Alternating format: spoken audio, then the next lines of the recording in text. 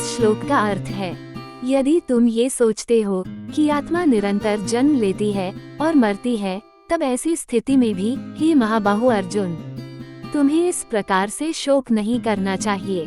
श्री कृष्ण द्वारा इस श्लोक में अथ शब्द का अर्थ यदि है का प्रयोग करना ये दर्शाता है कि अर्जुन आत्मा की सत्ता की प्रकृति के विषय पर किसी अन्य प्रचलित स्पष्टीकरण पर विश्वास करना चाहेगा।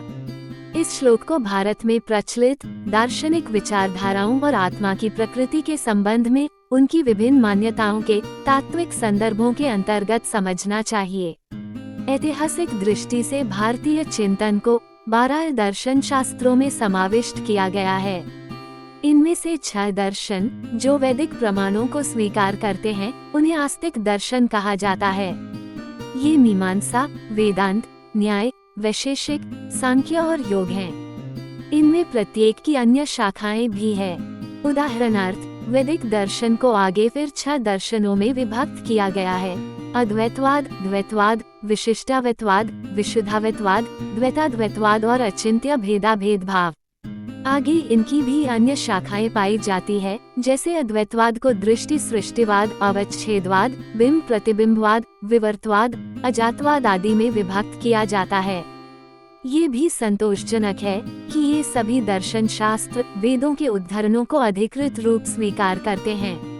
तदनुसार ये समस्त दर्शन शास्त्र आत्मा को शाश्वत और अपरिवर्तनशील मानते हैं। भारतीय चिंतन के शेष 6 दर्शन वेदों की प्रामाणिकता को स्वीकार नहीं करते। ये दर्शन चार्वाकवाद और बौद्धों के 4 दर्शन योगाचारवाद, माध्यमिकवाद, वैभाषिकवाद और सौत्रांतिकवाद और जैन धर्म हैं।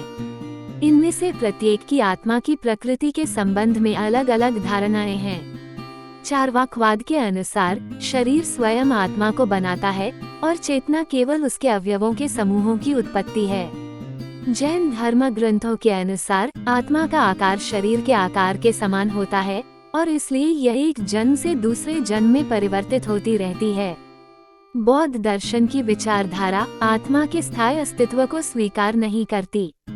उसकी यह मान्यता है कि एक जन्म से दूसरे जन्म में पुनर्जन्म का चक्र चलता रहता है, जो आत्मा और मानव जाति की नित्यता सुनिश्चित करता है। ऐसा प्रतीत होता है कि भगवान श्री कृष्ण के युग में भी आत्मा के पुनर्जन्म और आत्मा के अस्थायित्व के संबंध में बौद्ध दर्शन की विचारधारा विद्यमान थी। इसलिए श्री कृष्ण यह व्याख्या कर रहे हैं कि यदि अर्जुन आत्मा के एक जन्म से दूसरे जन्म अर्थात पुनर्जन्म के विचार को स्वीकार करता है, तब भी उसके शोक करने का कोई कारण नहीं होना चाहिए।